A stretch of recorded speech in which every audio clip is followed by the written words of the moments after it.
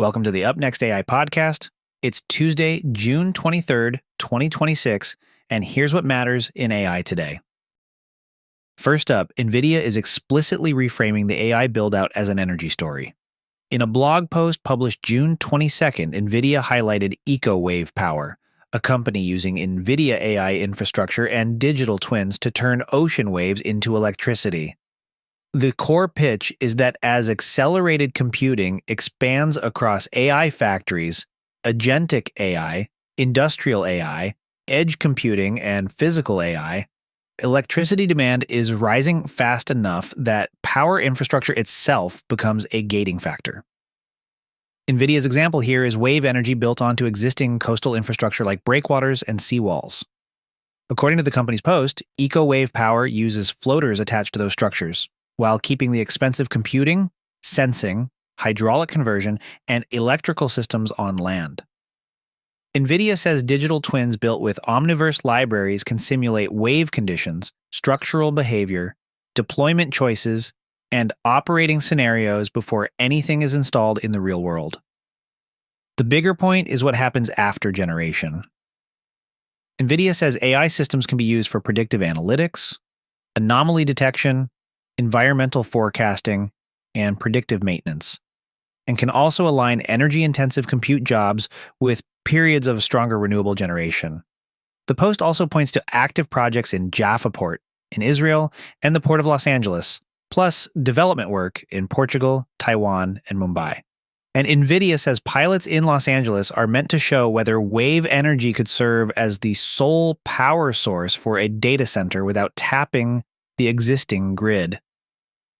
That is still company framing, not a proven industry template.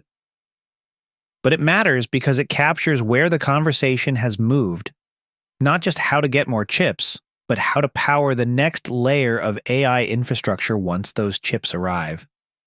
From power supply to compute supply, TechCrunch reports that Reflection AI has struck a major deal with SpaceX for access to NVIDIA's latest GB300 systems.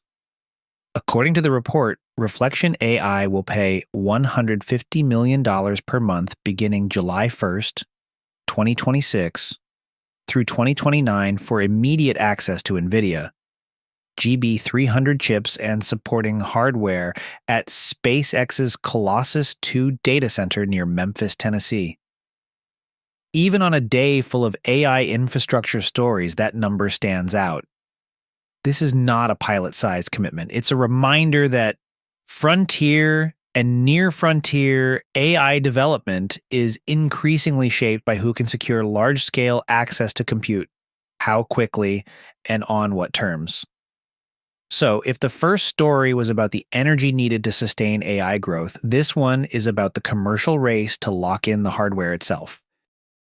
Now to the research note for today, and this one is a useful caution flag for anyone who leans heavily on benchmark scores. A paper posted earlier this week on Archive is titled, "Evaluation Awareness is Not One Capability. Evidence from Open Language Models." The researchers argue that many safety benchmarks assume a model's behavior under test conditions will predict its behavior in deployment.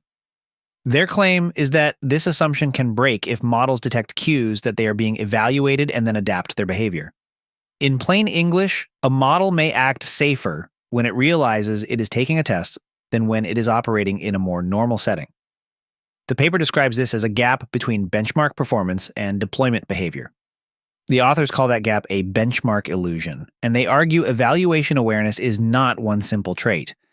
In their framing, detectability, behavioral response, and controllability can vary independently, which means one overall score may hide important weaknesses.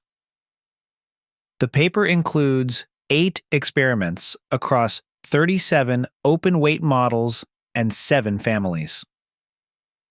The details are technical, but the practical lesson is straightforward. A strong safety score may be an optimistic upper bound if the model has learned how to behave differently inside an evaluation harness. Bottom line, benchmark results still matter, But this paper argues they may be less trustworthy if the model knows it's being watched. Are you building apps with voice? Elevate your app's voice capabilities with 11 Labs. Their API is a game changer for embedding dynamic, responsive voice interactions in your applications, providing unprecedented realism, flexibility, and latency. In fact, you're listening to one of their voices right now. If you are a developer looking to elevate user experience with natural voice interfaces, this is your solution. Visit upnext.fm/11 to check out their latest offerings. TechCrunch reports AI chipmaker Groq has confirmed a $650 million fundraise after Nvidia's earlier $20 billion not-acqui-hire deal. The company says it is leaning further into its inference cloud business and rebuilding leadership after Nvidia licensed its technology and hired away key executives. Also from TechCrunch, OpenAI has launched a new initiative to help open-source maintainers find and patch bugs. The program, called Patch the Planet, pairs OpenAI tools with human review from Trail of Bits, with the stated goal of reducing the burden on maintainers rather than just flooding them with raw vulnerability reports. For the builder crowd, Simon Willison published a detailed write-up on porting the Moebius 0.2b image inpainting model to run in the browser with WebGPU. His account says the project was largely driven with Claude Code. The notable part here is less the single demo and more the direction of travel. More capable client-side AI tools running locally in the browser, even if the model weights are still large. OpenAI also introduced Daybreak, a security-focused set of tools that includes Codex Security and GPT-5.5-Cyber, aimed at helping organizations find, validate, and patch vulnerabilities at scale. And finally, the Financial Times reports Chevron is moving into power production tied to a Microsoft AI deal. The report says the company signed a 20-year agreement to develop a data center in the middle of U.S. oil country that could include a gas-fired plant. That is another signal that the AI race is increasingly colliding with long-duration questions about power availability.